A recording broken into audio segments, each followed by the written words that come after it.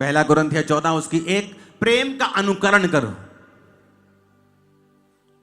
जब आप अनुकरण को देखते हैं तो उसका मतलब, अगर आप ग्रीक भाषा में जिसमें ये नया नियम लिखा गया ओरिजिनली, उसका मतलब है परस्यू करना, प्रेस फॉरवर्ड। कहता आत्मिक वरदानों की भी धुन में रहो and desire spiritual gifts rather that ये में प्रोफेसाई, विशेष करके कि भविष्यवाणी कर। कहता प्रेम का अनुकरण करो और आत्मिक वरदानों की भी धुन में रहो। प्रेम मैंने आपको समझा दिया किसे कहते हैं। यीशु मसीह ने कहा अगर तुम अपने नमस्कार करने वालों को ही नमस्कार करो तो तुम में और अन्य जातियों में कोई फर्क नहीं। वो भी अपने नमस्कार करने वालों को नमस्कार करती हैं और तुम भी अपने प्रेम करने वालों को प्रेम करते हो। कहता फिर तुम में और उनमें कोई फर्क नहीं। अगर तुम पिता की संतान ठहरना चाहते हो तो तुम्हें दुश्मनों से भी क्या करना पड़ेगा? प्रेम करना पड़ेगा। फिर कहता आत्मिक वरदानों की धुन में रहो। कलीसिया को इस्टेब्लिश होने के लिए आत्मिक वरदानों की जरूरत है। आज बहुत सारे पास्टर्स ग्रोथ में नहीं हैं क्योंकि उनमें आत्मिक वरदानों की कमी है। बहुत सी जगहों के ऊपर हाथों और पैरों की कटी हुई गॉस्पल सुनाई दे रही है। कुछ लोग सिर्फ प्रीच करने के लिए बुलाए गए हैं, वो बात अलग है, लेकिन वो प्रीच करने के साथ साथ हीलिंग और प्रोफेसी का विरोध करते हैं, जो कि गलत है। बाइबल कहती है आत्मिक वरदानों की धुन में रहो। अब आप वो बात सुनना चाहते हो जो कोई व्यक्ति कह रहा है, चाहे वो परमेश्वर का ही क्यों ना हो, या आप वो बात सुनना चाहते हो जो प्रभु का वचन आपको कह रहा है। प्रभु का वचन कहता है आत्मिक वरदानों की धुन में। धुन का मतलब क्या होता है? अगर हम यूनानी भाषा में इसको पढ़ें, कहता डिजायर आफ्टर स्पिरिचुअल गिफ्ट्स। धुन का मतलब है जेलो। यूनानी भाषा का 2206 नामक शब्द टू बी जेलस ओवर, जो कि 2205 शब्द से निकला है, जिसका मतलब है जेलोस, जिसका मतलब है प्रॉपरली हीट। जैसे लोहा गर्म हो जाए पूरा तो भी वो हथियार बनता है। आप बिना गर्म किए लोहे को जितना मर्जी पीट लें, वो आप उसे मनपसंद हथियार नहीं बना सकते।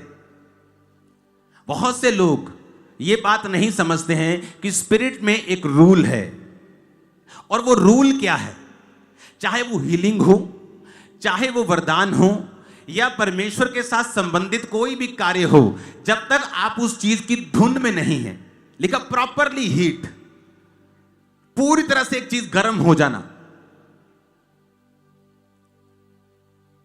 पानी उबाल तब आता है जब पूरी तरह से वो गर्म हो जाता है, पूरी रीति के साथ। टू बी जेलस ओवर, एक चीज के लिए पूरी तरह से पीछे पड़ जाना, उसकी धुन रखना। 12 साल की लहू बहने वाली औरत अगर ये सोच के घर में बैठी रहती कि हाँ प्रभु यीशु मसीह आएंगे, मेरे घर के पास से कभी निकलेंगे तो मैं जरूर छूंगी, क्योंकि मैं जा नहीं सकती ना। लेकिन बाइबल कहती है वो लोगों को छू नहीं सकती थी क्योंकि उसे अशुद्ध करने वाला रोग था। अगर वो छूती तो मारी जाती। फिर भी वो अपने घर से निकली, और परमेश्वर को छूना आसान नहीं था। भीड़ में से चीर कर रिस्क लेके प्रभु को छुआ। हीलिंग आसान नहीं है जैसा लोग समझते हैं। कोढ़ी परमेश्वर के पास आया, जबकि कोढ़ियों को लोगों के पास आने की आज्ञा नहीं थी। जहां लोग थे, छावनी थी, जहां लोग रहते थे, नहीं आ सकते थे। लेकिन बाइबल कहती फिर भी ये कोढ़ी परमेश्वर के पास आके उसको प्रणाम करके कहता है यदि तू चाहे तो मुझे शुद्ध कर सकता है। रिस्क लिया उसने। आप बाइबल में किसी भी जगह देखेंगे तो आपको रिस्क नजर आएगा, धुन नजर आएगी, एक क्रेजीनेस नजर आएगी, एक फेथ नजर आएगा, एक प्रेशर नजर आएगा, एक परमेश्वर के राज्य में बलपूर्वक प्रवेश किया जा सकता है। एक बल नजर आएगा, तभी परमेश्वर देता है। लोगों को लगता है हीलिंग का वरदान आराम से काम करेगा। वो क्या करते हैं? हीलिंग के लिए प्रार्थना करते हैं। जब देखते हैं लोग चंगे नहीं हुए, 1 साल हो गया प्रार्थना करते, वो अपनी सेवकाई चेंज कर लेते हैं, प्रीच करना शुरू। उन्हें लगता है कि हीलिंग नहीं करनी, हमने प्रीच करना है, लेकिन अंदर से बताते नहीं वो। लेकिन बाइबल कहती है अगर तुम्हें वरदान चाहिए, तुम्हें इनकी धुन में रहना होगा। प्रॉपरली हीट होना होगा, तो ये वरदान तुम्हारी लाइफ में काम करते हैं और तुम इनकी डिजायर करते हो। जब परमेश्वर ने मुझे प्रोफेटिक वरदान दिया, अब मुझे मालूम है आप फेक प्रोफेसी करके दूसरे पास्टर्स का भी कई बार नाम खराब करते हैं, क्योंकि प्रभु आपके साथ बात नहीं कर रहा होता, लेकिन आपको लोगों को इंप्रेस करना है, लोगों को बताना है कि मैं कुछ हूं, और इसी चक्कर में क्रिश्चियनिटी का नाम बदनाम होता है। इसका मतलब ये नहीं आप प्रोफेसी ना करें, लेकिन आप प्रभु की आत्मा से करेंगे तो वो सच होगा। कितने मेरी बातों को समझ रहे हैं? और जब अगर आपको वो वरदान कोई चाहिए, आज से कुछ साल पहले जब मैंने प्रोफेटिक में प्रवेश किया और परमेश्वर का आत्मा जब मुझसे बात करने लगा, तो मैंने वो उस प्रोफेटिक वरदान को शाइन करने के लिए प्रभु से कहा, परमेश्वर मैं रोज तेरी वेदी के पास आऊंगा, इतनी भेंट मैं रोज तुझे दूंगा पैसों की, इतनी प्रार्थना मैं रोज करूंगा सिर्फ एक इस वरदान के लिए। और मैं रोज परमेश्वर के सामने जाता था, रोज अपने बीज को बोता था, रोज प्रेयर करता था सिर्फ एक वरदान के शाइन करने के लिए। और मैं सालों में करता रहा हूं, और उसके बाद वो वरदान शाइन होना शुरू हुआ। धुन में रहना। आप धुन में कैसे रह सकते हैं अगर आप 24 घंटे उस बारे में सोचते नहीं हैं? एक प्रोफेटिक वाला आदमी आपको लड़ता हुआ नहीं मिलेगा, वो आपको प्रेयर माउंटेन पे मिलेगा, प्रार्थना करता हुआ मिलेगा। उसे मालूम है अब मुझे सोना है, मुझे दर्शन देखना है, प्रभु मुझसे बात कर। 24 घंटे वो उस धुन में रहता है। कितने मेरी बात को समझ रहे हैं? वो सोता भी बाइबल पढ़ के है, वो सोता भी प्रार्थना करके, उठकर भी प्रार्थना करता है, बाइबल पढ़ता है, उस धुन में रहता है, वो अपने आप को स्पिरिचुअली तैयार करके रखता है। मैं रोज भेंटों को बोता था, रोज। आज वो भेंट 5 गुना हो चुकी है जो मैंने शुरू की थी। रोज प्रभु के सामने भेंट, रोज प्रार्थना। प्रभु जी ये इस वरदान के लिए है। रोज लोगों को लगता है कि वरदान अपने आप काम करने लगते हैं, कई बार ये ऐसे हो जाए, ऐसा नहीं है। इनके पीछे प्रॉपरली वर्क किया जाता है, एक एक चीज के पीछे। क्योंकि कुछ भी क्रिश्चियनिटी में जिसके पीछे बल नहीं होगा, जिसके पीछे धुन नहीं होगी, चाहे वो हीलिंग के लिए हो, चाहे वरदान के लिए हो, चाहे खास प्रेयर रिक्वेस्ट जो प्रभु चाहता कि आप चाहते प्रभु कबूल करे, अगर उसके पीछे प्रेशर नहीं होगा वो कभी कबूल नहीं होगी। कितने मेरी बातों को समझ रहे हैं? प्रभु ने कहा, लेडी ने कहा, प्रभु मेरी बेटी को दुष्ट आत्मा सताता है, कभी गिर पड़ती है, मर जाती है, बॉडी उसकी सूख रही है, बीमार हो गई। प्रभु ने कहा नहीं, मैं कुत्तों को नहीं दूंगा लड़कों की रोटी। उसने क्या किया? थकी नहीं, और प्रेशर दिया प्रभु को। क्या प्रेशर दिया? प्रभु मुझे अपने घर का कुत्ता समझ ले, कुत्ते भी वही चूर चार खाते हैं जो तेरी बालकों की मेज से गिरते हैं, हमें अपने घर का कुत्ता समझ ले। परमेश्वर ने कहा जा, तेरी बेटी को दुष्ट आत्मा छोड़ के जा चुका है। प्रेशर। एलिया कहता जा अलीशा, अब मुझे तेरी जरूरत नहीं। ले पहला सेवा करा ली, हाथ धवाले हैं, हुण कहता तेनू लोड़ नहीं, चल मैं भी चलना। फिर कहता तेरी शपथ, यहोवा की शपथ, छोड़ने का नहीं, तुझे छोड़ने का नहीं, तुझे छोड़ने। प्रेशर। आत्मा उतरा, बल से उतरा, शॉल जब आया सामर्थ आई, प्रेशर से, धुन से। धुन कहां है तुम्हारी? धुन नहीं है।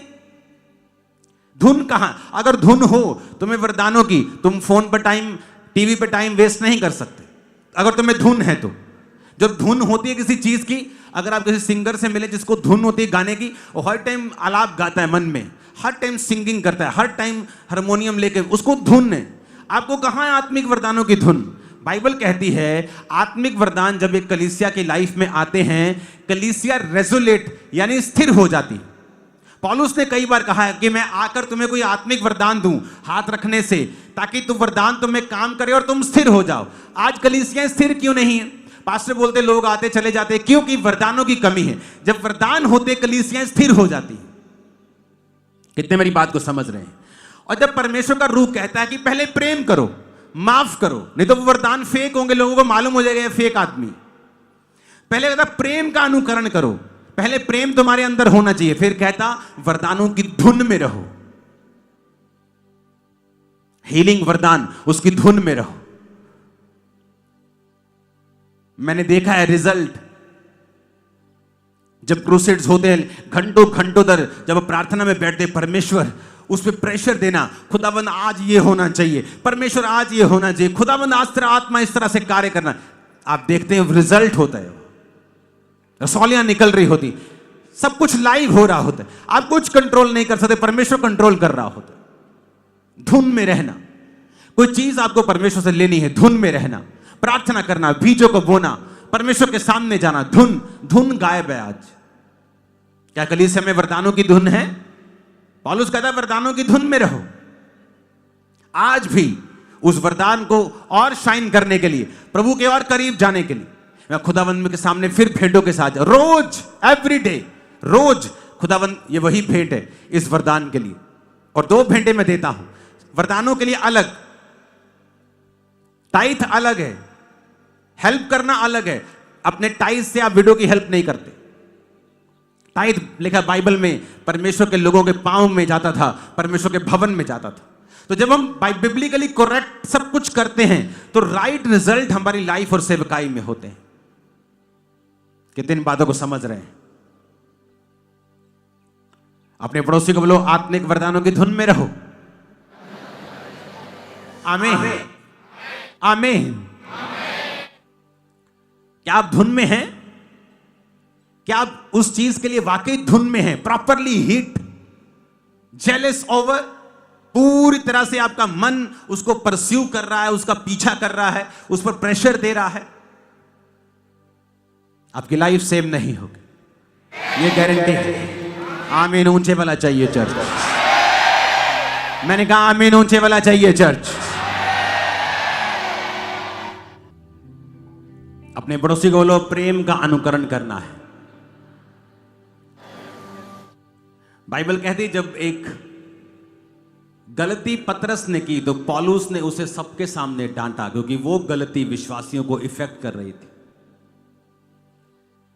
लेकिन किसी की कमी या किसी के फेल होने पर अगर आप वीडियो बनाकर इंटरनेट पे डालते हैं तो आप भी ये प्रूफ कर रहे हैं कि आप में भी परमेश्वर का वचन नहीं है, क्योंकि प्रेम सब अपराधों को क्या करता है?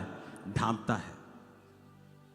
आप सिर्फ उसी जगह बोल सकते हैं जहां कलीसिया की पवित्रता इफेक्ट हो रही हो, लेकिन किसी को एक्सपोज करना, किसी की गलतियों के बारे में एक्सपोज करना एक जेलसी की निशानी है, प्रेम की नहीं। जब पौलुस पतरस को डांट रहा था तो वो जेलसी नहीं थी, उसे मालूम था अगर मैं ये बात नहीं बोलूंगा तो कलीसिया करप्ट हो जाएगी, इसमें करप्शन का बीज आएगा, लोग डरेंगे नहीं। लेकिन आज एक दूसरे को गिराने में जो वीडियोस बनती हैं, ये फलाना फेल हो गया, फलाने ने गलत कर दिया, फलाने ने गंदी फेक भविष्यवाणी कर दी, ये भी एक जेलसी की निशानी है, ये भी एक प्रेम ना होने का आप प्रमाण दे रहे हो। हमें पूरी तरह से देखना होगा हम कहां स्टैंड करते हैं, ताकि जब हम परमेश्वर के सामने एक शुद्ध मन के साथ जाएं तो परमेश्वर कहता है जितनों के मन शुद्ध होंगे मुझे देखेंगे। आप उसके प्रमाण को ऐसा देखोगे आपने किसी की लाइफ में नहीं देखा होगा कि यार जो परमेश्वर मेरी लाइफ में कर रहा है ना, मैंने कभी नहीं देखा ऐसा। ये अनॉइंटिंग, ये ग्रेस आपके सिरों पे आज ठहर जाए। मैंने कहा ये अनॉइंटिंग, ये ग्रेस आपके सिरों पे ठहर जाए यीशु मसीह के नाम। Hallelujah, hallelujah.